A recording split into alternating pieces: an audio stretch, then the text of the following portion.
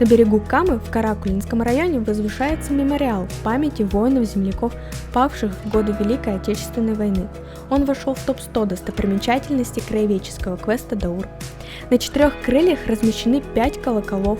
Их звон призывает вспомнить о погибших. Сейчас мемориал реставрируют, обновляют фасад, обустраивают прилегающую территорию и меняют плитку. Дальше вдоль берега, около деревни Зуевы-Ключи, находятся 2 источника – Святой и Гремячий.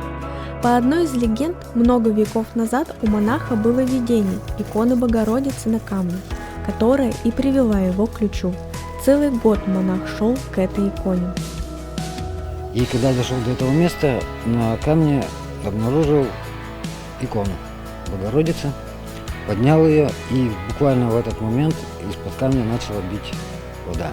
Так образовался первый ключ с живой водой, которая оказалась насыщена ионами серебра.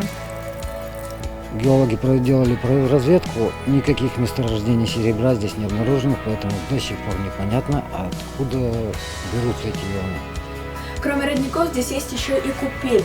В нее можно окунуться 3 раза. Вода обладает целебными свойствами. Я, пожалуй, тоже окунусь, но не при камере. После наша команда отправилась на второй источник – Гремячий. По легенде, он появился в то же время, что и Святой.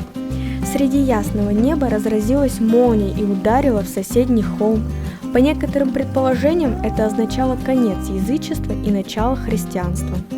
Если первый источник был живой водой, то этот мертвый. Первый лечит душу, а этот лечит тело. Рассказывают, что если записать звуки источника, то вместо журчания можно услышать плач ребенка. Это мыс любви, одна из самых высоких точек в Удмуртии. С нее открываются неописуемые виды на Каму и ее окрестности.